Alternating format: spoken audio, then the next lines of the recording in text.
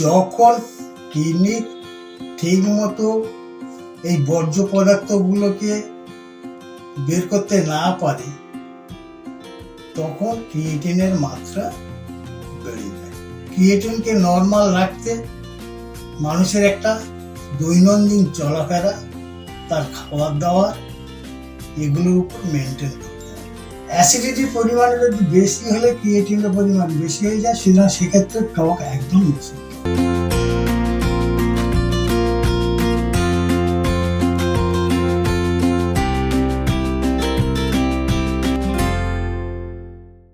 আজকে আমি যেটা নিয়ে বলবো সেটা হচ্ছে কি ব্লাডে ক্রিয়েটিন। এবং ক্রিয়েটিনটা কি? আমরা যে বিভিন্ন ধরনের খাবার খাই, সেই খাবারগুলো মেটাবলিজম হয়। মেটাবলিজমের মাধ্যমে কিছু আমাদের ওয়াস্ট প্রোডাক্ট, যেটা আমাদের স্টুল দ্বারা বেরিয়ে যায়, আর কিছু ওয়াস্ট প্রোডাক্ট বা বর্জ্য পদার্থ যেটা আমাদের কিডনি, ঘাম এবং পেচ্ছাপে বা ইউরিন দিয়ে পাস করে। যখন কিডনি ঠিক মতো এই বর্জ্য পদার্থগুলোকে বের করতে না পারে তখন ক্রিয়েটিনের মাত্রা বেড়ে যায়। কি করে বুঝবো আমাদের কিডনি ঠিক মতো ফাংশন করছে কি না করছে? প্রথমে তো পায়ের দিকে ফুলতে শুরু করবে, বমি বমি ভাব হবে, মাথা ঘুরবে, অনেক সময় বমি করেও ফেলতে পারে, পেচ্ছাপে ইনফেকশন হতে পারে, পেচ্ছাপের যন্ত্রণা হতে পারে। এগুলো দেখে তখন আমাদের ব্লাড টেস্ট করতে হবে, আলট্রাসোনোগ্রাফি করতে হবে। ব্লাডে যদি দেখা যায় creatine I normal value 1.5 to 2 তার বেশি থাকে, তাহলে বুঝতে হবে কিডনি ঠিক মতো ফাংশন করতে। অনেক সময় আমাদের কিডনি ফাংশন টেস্টও করা হয় যে ক্রিয়েটিন বেড়েছে কি, বাট কিডনি ঠিক মতো কাজ করছে কিনা। যেহেতু এটা মেডিসিনে সাধারণত সারে না, অ্যালোপ্যাথিতে, কিন্তু হোমিওপ্যাথিতে অনেক বেশি কাজ করে। আশা করি ক্রিয়েটিনকে নর্মাল রাখতে মানুষের একটা দৈনন্দিন চলাফেরা, তার খাবার দাবার, এগুলোর উপর মেনটেন করতে হবে।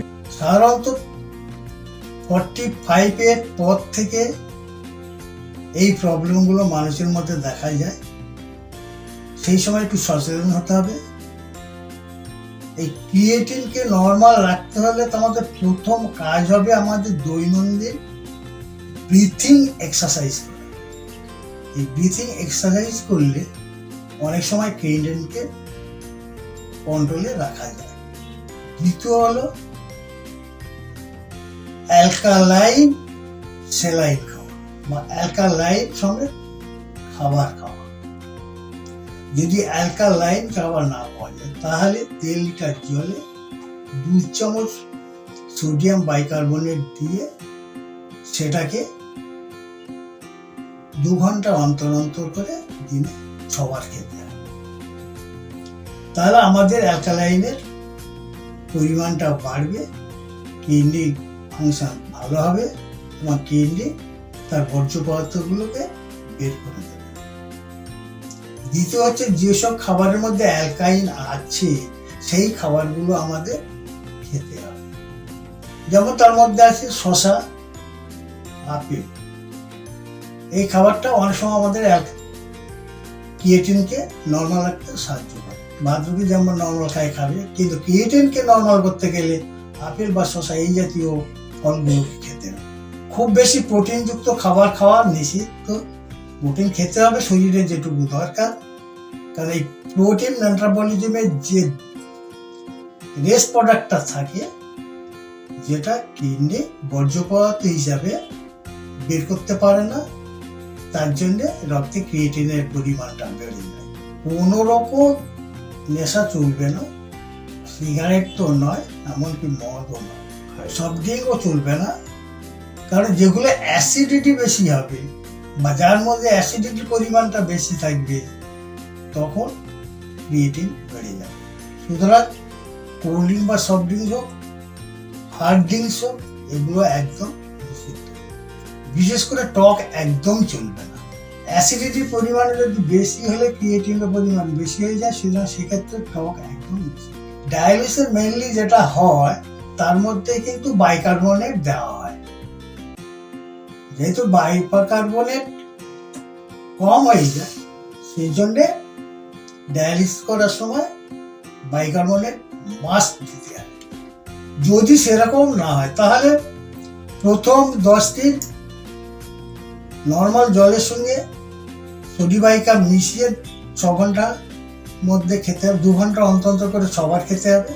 10 দিনের পর 15 দিন গ্যাপ দিতে হবে। 15 দিন গ্যাপ দেওয়ার পরে প্রত্যেকদিন সকালে একবার করে এই অ্যালকালাইন জল খেতে হবে, সেটা সারা জীবন খেতে হবে। যদি এটা 45 বছরের পর থেকে এই লক্ষণগুলো বোঝা যায়, সুতরাং এটা বারবার দিয়ে জীবন পর্যন্ত এই অ্যালকালাইন স্যালাইনটা খেতে হবে, তাতে ক্রিয়েটিনটা বাড়বে না। লাইক ও সাবস্ক্রাইব করার পাশাপাশি বেল আইকনটি প্রেস করতে ভুলবেন না।